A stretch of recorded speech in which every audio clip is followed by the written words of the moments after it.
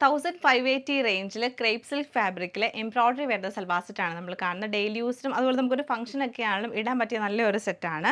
First colour വരുന്ന നല്ലൊരു onion pink ടോണാണ്. ഇതിൻ്റെ എംബ്രോയ്ഡറി ഉണ്ട്, ഫുള്ളായിട്ട് നമുക്ക് എംബ്രോയ്ഡറി ആണ്. സെയിം ത്രെഡ് വെച്ചിട്ട് സാറ്റിൻ സിൽക്കിൻ്റെ ബോട്ടോ സ്കാലപ്പും എംബ്രോയ്ഡറി പാറ്റേണിലും വരുന്ന ദുപ്പട്ടയാണ് പെയർ ചെയ്തേക്കുന്നത്.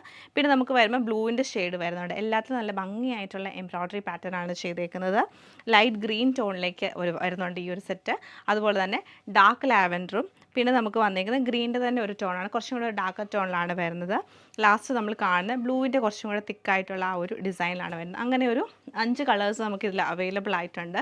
പാറ്റേൺ വരുമ്പോഴത്തേക്ക് നേരത്തെ ഞാൻ ക്രേപ്പ് സിൽക്ക് കാണിച്ചിട്ടുണ്ട് നമുക്ക് ആ ഒരു നെക്ക് പാറ്റേൺ ഒക്കെ ചെയ്ത്.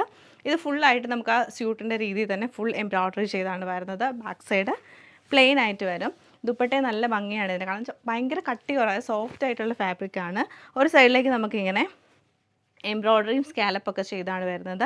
ഇപ്പോഴത്തെ സൈഡിൽ സ്കാലപ്പ് മാത്രം വന്ന് ഉള്ളിലൊക്കെ കുഞ്ഞ് എംബ്രോയ്ഡറീസ് കൊടുക്കും. ബോട്ടം പ്ലെയിൻ ആയിട്ടുള്ള സാറ്റിൻ സിൽക്കിൻ്റെ ബോട്ടമാണ് പെയർ ചെയ്തത്. സെയിം പാറ്റേൺ ലൈറ്റ് ഗ്രീൻ ടോണിലാണ് ഈ സെറ്റ് നമുക്ക് വന്നേക്കുന്നത്. ഡാർക്ക് ലാവൻഡർ ടോണിലാണ് ഈ സെറ്റ് നമുക്ക് വന്നേക്കുന്നത്. ലൈറ്റ് ഗ്രീൻ ടോണിലാണ് ഈ സെറ്റ് നമുക്ക് വരുന്നത്. ലൈറ്റ് ബ്ലൂ ടോണിലാണ് ഈ സെറ്റ് നമുക്ക് വരുന്നത്. ഒണിയൻ പിങ്ക് ടോണിലാണ് ഈ സെറ്റ് നമുക്ക് വരുന്നത്.